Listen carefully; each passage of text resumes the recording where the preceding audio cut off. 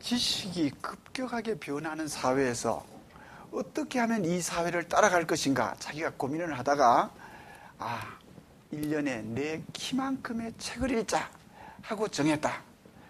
내가 아주 충격을 받았어요. 우리가 학교 다닐 때는 남아 수독 오고서 그래가지고 남자는 무릇 5수리 책을 읽어야 한다. 나 대학교까지 가면서 읽은 책이 5수레야 안 되겠느냐 하고 자신만만했는데 그분의 신문 칼럼에서 지식이 이렇게 급격하게 변화하는 사회에서 책을 안 읽고 어떻게 쫓아가겠느냐. 1년에 내 키만큼의 책을 읽어야 한다. 그래서 좋다 하다가 내가 머리를 굴렸어요. 책을 이렇게 세우면 몇 권 안 읽어도 될 것 같더라고요.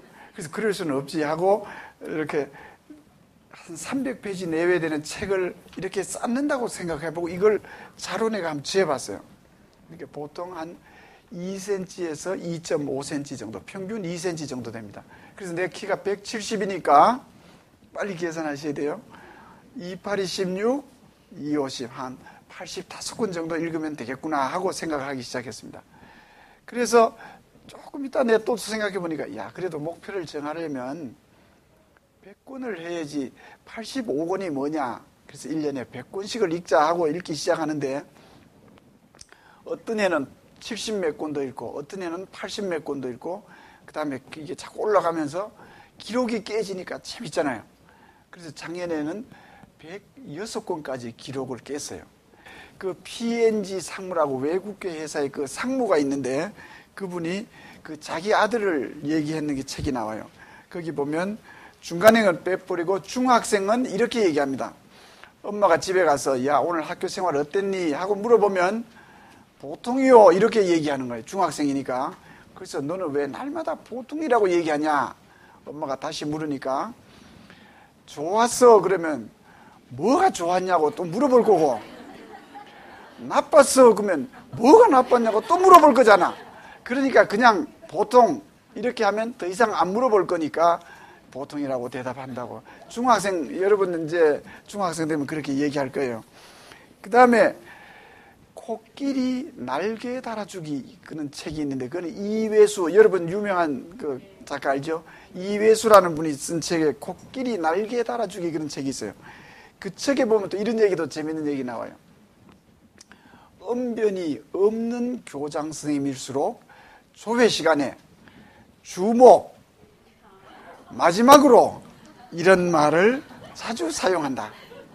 그래도 훈화가 끝나면 주옥 같은 말씀이었다고 아부하는 선생님 허리가 생고무처럼 유연하다 뭐 이런 얘기하면서 정치판도 별로 다르지 않다. 이렇게 책에 보면 이렇게 재밌는 얘기들이 많아서 내가 어디 가서 얘기하면은 이렇게 어머니들이 참 공감하는 얘기를 많이 할 수 있어서 좋습니다. 제가 어제 그저께 일요일 날 저 경상북도 안동에 갔다 왔어요. 왜 갔다 왔는가 하면 제가 초등학교 선생님으로 시작했거든요. 77년에. 그래서 77년부터 5년 동안 거기 안동에서 초등학교 교사로 근무했었는데 마지막 해에 6학년 담임을 했었어요. 그리고 나는 또 3월 1일자로 이렇게 경기도로 정근을 오게 되어가지고 그 아이들 졸업을 시키면서 이렇게 얘기했어요. 너희들 만 13살 아니냐. 한 30년 지나면 44, 5 이렇게 집 나이로 될 거니까 그때는 자리 안 잡겠느냐. 30년 후에 스승의 날 우리 학교 운동장에서 10시에 만나자. 너희들이 이제 중학교 올라가고 나는 서울로 이사를 간다. 이렇게 얘기했는데 그 30년이 지난 일요일이었어요. 그랬죠?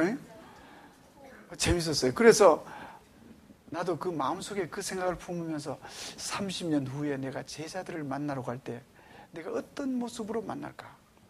최하 교장 선생님이라도 돼서 만나야 될 텐데 이런 생각을 했었어요. 근데 열심히 살았어요. 그러니까 교장 선생님도 하고 또 도교육청에 가서 근무도 하다가 교육감님 듣는데도 내가 이 얘기했어요. 교육감님 제가 30년 전에 이런 약속을 했습니다. 그 30년이 2011년입니다 하고 내가 아예 공개적으로 교육감님한테 압력을 넣었었어요. 그래서 그랬는지 작년 9월에 교육장으로 발령을 내주셔가지고 제가 아주 자랑스러운 선생님이 되어가지고 제자들을 만나러 갔었어요. 그때 그 제자들 중에 또 반장하던 학생은 공부를 얼마나 열심히 잘했는지 검사가 되어가지고 서울중앙지검의 검사로 근무하고 있었어요. 지금도 근무하고 있어요. 그 검사하고 에피소드는 많아요. 공부를 얼마나 잘해가 시험을 문제를 내면 다 100점을 맞는 거예요. 선생님 좀 자존심 상하잖아요. 그래서 꼭 한 과목에 한 문제는 내가 안 가르쳐준 어려운 문제를 내가지고 틀리게도 했어요. 그래도 맞을 때도 있었어요. 그렇게 공부를 잘했어요. 근데 서울에 와서 내가 살고 있는데 어느 날 전화가 왔어요. 고시 공부를 한다고, 합격했다고, 잔치한다고 또 연락이 왔어요. 안동까지 집사람하고 내려갔어요. 국회의원, 경찰서장, 군수님 다 오셨어요.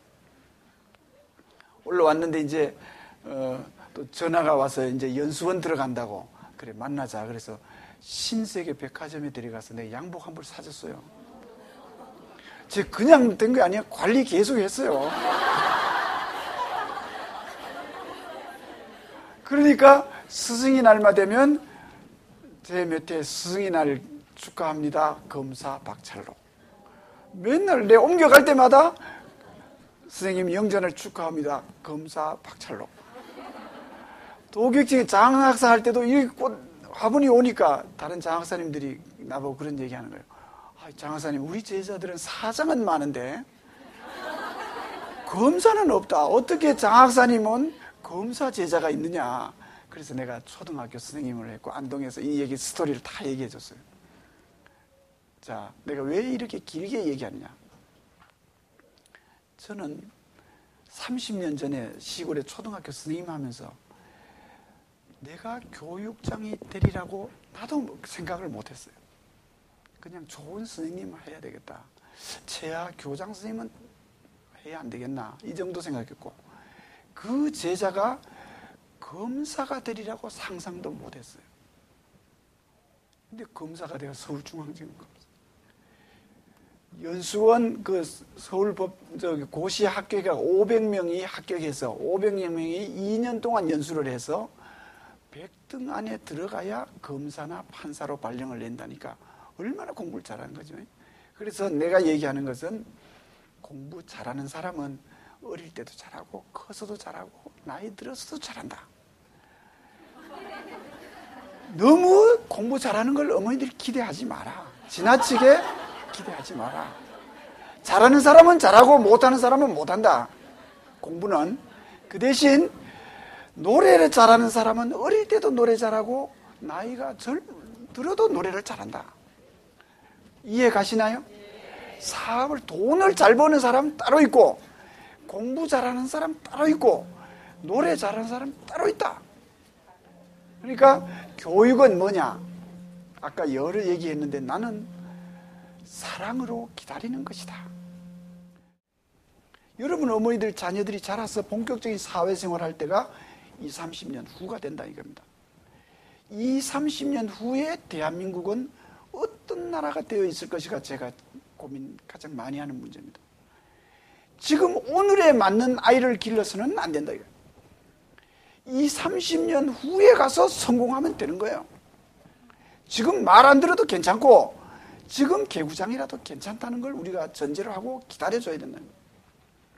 어머니들이 너무 조급해해요. 등수 성적에 너무 조급해 하시는 것 같다. 그러면 20, 30년 후에 지금의 대한민국은 나는 지금의 미국처럼 돼 있을 것이다 고 상상을 합니다. 그러면 미국은 어떠냐? 스필버그 감독이 주라기 공원이라는 영화 한 편을 만들어가지고 전 세계에 팔면 천문학적인 돈을 버는데 자동차 수천 대 만들어 파는 것보다 더 많은 이익이 난다. 영국의 해리포터라는 소설이 전 세계 베스트셀러가 되면 어떻다. 요새 우리나라에 왜 뽀로로라는 그게 유행한다면서요? 그 뽀로로가 얼마 버는지 모르시죠? 300억 벌었답니다. 300억. 앞으로 또 계속 돈을 더 벌 거니까. 이렇게 문화산업이 주류를 이룰 거다는 얘기를 지금 제가 하고 있습니다. 어머니들이 생각하는 국어, 영어, 수학 잘하는 사람은 20, 30년 후에 글쎄요. 빛보지 않을 수도 있어요. 제가 어릴 때 사람들이 나보고 우리 어머니를 비롯해서 얼굴이 요만하다. 맨날 나보고 얼굴이 왜 그리 작냐고 자기가 낳아놓고도 불만이었어. 그래서 나도 어느샌가 김대중 선생을 제일 부러워하는 사람. 얼굴 넉넉한 미남이 참 부럽다고 생각했는데 요즘은 또 이래 얼굴 작은 사람이 괜찮다면서요? 그러시죠? 예. 네. 그러니까 오래 살면 바뀐다요. 내가 무슨 얘기를 하는가 하면 지금 어머님들이 교육에 대해서 생각하는 것이 20, 30년 후에 틀린다는 얘기예요. 틀린다는 생각을 하고 살아야지 자꾸 알게 모르게 우리가 아이들한테 어머니 생각을 강요하는 경향이 있다. 어머니만 그런 것이 아니라 우리 선생님들도 그런다. 박지성 선수 돈 버는 게 우리 월급하고 비교할 수 없죠. 그런 쪽에 초점을 맞추면 맞아진다. 내가 대학 다닐 때 우리 친구들이 환경 어쩌고 뭐 이런 대학 간다고 그러지. 야, 뭐 그런 과도 있냐? 그 친구들 다 대학 교수 됐어. 그때 나도 방향을 환경 쪽으로 갔으면 대학 교수 했을 텐데, 무슨 얘기인지 아시죠? 지금 내가 얘기하는 것은 지금 우리가 생각하는 것이 20, 30년 후에는 틀릴 수 있다. 거의 틀린다.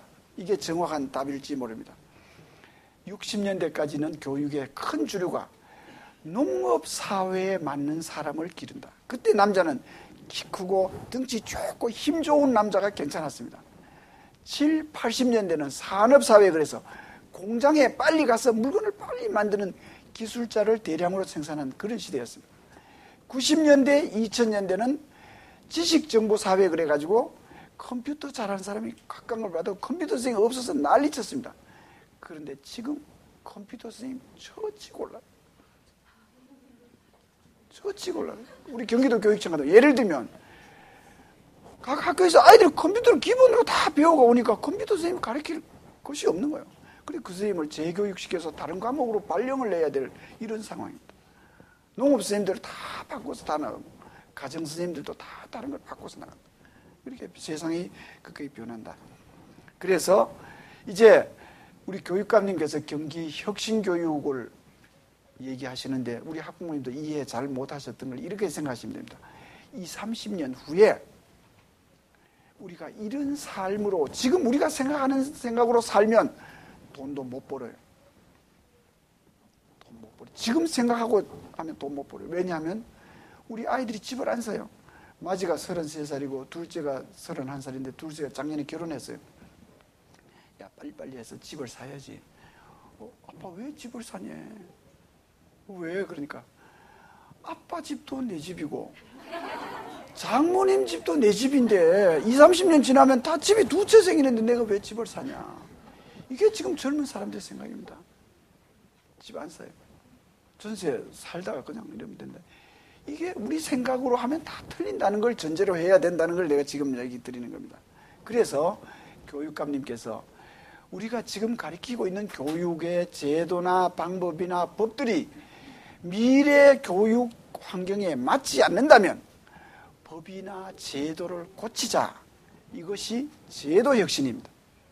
그 다음에 두 번째, 행정 혁신은 뭐냐면 교육청 장학사님들이 하는 일들이 선생님들이 공부를 잘 가르쳐 줄 수 있도록 정책을 해야 되는데 그러지 않고 행정 편의주의로 정책을 하고 있다면 이거 고쳐야 한다.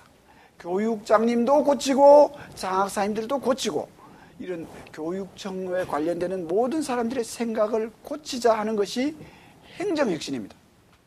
그러면 학교혁신은 뭐냐?